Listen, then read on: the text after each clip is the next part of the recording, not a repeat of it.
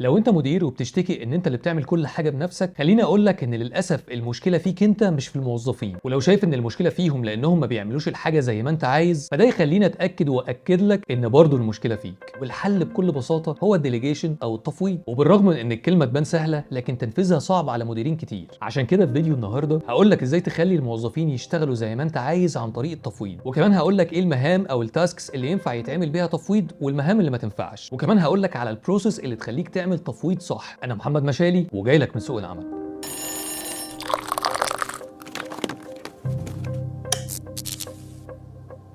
الديليجيشن او التفويض مش انك تدي تاسك لموظف وتقول له ينفذها ويسلمها لك في وقت معين وخلاص على كده. ده ما اسموش تفويض. التفويض باختصار هو انك تكلف موظف انه ينفذ مهمه بالنيابه عنك، مع تحميله المسؤوليه انه يوصل للنتيجه المطلوبه في الوقت اللي تحددوه سوا. واكيد لازم توفر له الصلاحيات اللازمه لتحقيق المهمه دي. فلو مثلا عندك عميل وعنده مشكله وانت اللي بتهندل العملاء، وعندك موظف شاطر في هندله العملاء، اعمل له ديليجيشن بالتاسك دي بشرط انك تدي له صلاحيات زي تعويض العميل عن المشكله دي من غير ما يرجع لك. وده يودينا لسؤال: هي فكره الديليجيشن دي هتفرق مع المديرين؟ طبعا هتفرق، وده لاربع اسباب. اولهم انك هتوفر جزء من وقتك لحاجات اهم من تنفيذ المهام، زي التخطيط والاشراف على تنفيذ المهام، وده الدور اللي محدش غيرك ينفع يعمله. وده هيديلك فرصه تاخد قرارات انضج مبنيه على رؤيه مختلفه مش هتاخد بالك منها لو كنت انت اللي بتنفذ الشغل مش بتخطط له. تاني سبب ان الموظفين محتاجين يتعلموا ويطوروا من مهاراتهم، لانهم لو بيعملوا نفس اللي بيعملوه كل يوم، انت كمان هتفضل تعمل نفس المهام بتاعتك. وده معناه انك لو غبت يوم الشغل ممكن يقف. والسبب ايه؟ ان محدش عارف يعمل حاجه. لكن طول ما الموظفين بيتطوروا وبيعملوا شغل اكبر واوسع، ده هيخلق فرص انهم يكونوا هم القيادات الجايه. ثالث حاجه، التفويض هيديلك فرصه انك تعرف اكتر ايه اللي بيحصل على ارض الواقع من خلال الموظفين نفسهم، وده هيخليك شايف وضع الشركه افضل باكتر من رؤيه مش بس رؤيتك. رابع سبب ان التفويض هينمي روح المبادره عند الموظفين، وهيخلي عندهم تطلع يساعدوا يقترحوا حلول جديده لتحسين وتسريع عمليه التنفيذ. ودلوقتي خليني اقول لك ازاي تعمل تفويض صحيح توصل بيه لافضل نتائج. التفويض الفعال بيتم على 5 مراحل. المرحله الاولى هي تحديد المهام اللي ينفع تفوضها. لازم انت كمدير تحدد ايه المهام اللي ينفع تفوضها والمهام اللي ما تنفعش. يعني مثلا المهام الروتينيه اللي بتتنفذ كل يوم دي ممكن تفوضها لشخص واكتر من شخص كمان، عشان زي ما قلنا لو غبت في يوم عن الشغل يفضل مكمل. يعني مثلا لو في ريبورتس معينه بتطلع كل يوم، ليه لازم واحد معين هو اللي يتعلمها؟ ما يتعلمها اكتر من موظف عشان العمليه تكون اسهل. اما بالنسبه للمهام اللي ما ينفعش يتعمل بيها تفويض، هتلاقيها زي الخطط والمهام الاداريه، وده باختصار لانه جزء من شغلك. كمان المهام اللي استلمتها من ادارتك وحاسس انها مش مفهومه ما ينفعش تفوضها، وده لانك لسه بدورك هتفهمها، فمش منطقي انك تعمل بيها تفويض، والا كده هيبقى اسمه تلبيس، وانت طبعا اكبر من كده. وده بقى ياخدنا لتاني مرحله، وهي مين الموظف المناسب لعمل المهمه دي. وده بتختاره من خلال 4 معايير: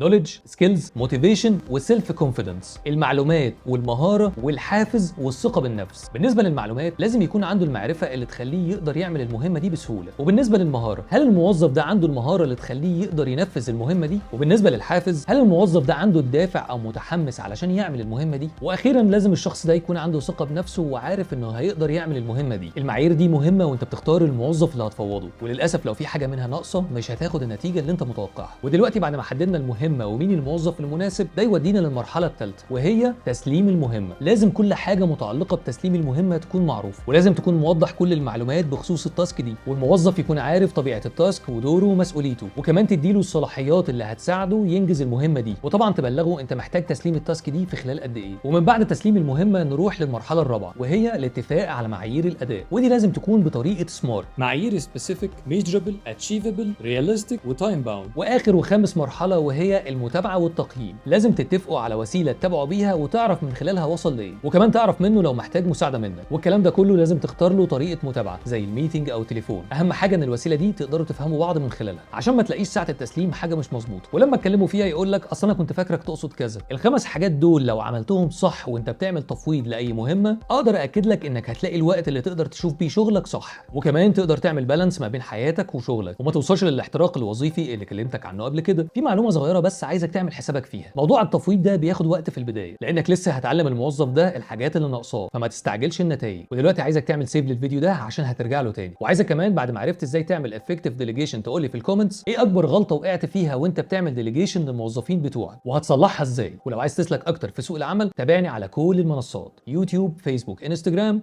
وتيك توك. انا محمد مشالي وجاي لك من سوق العمل.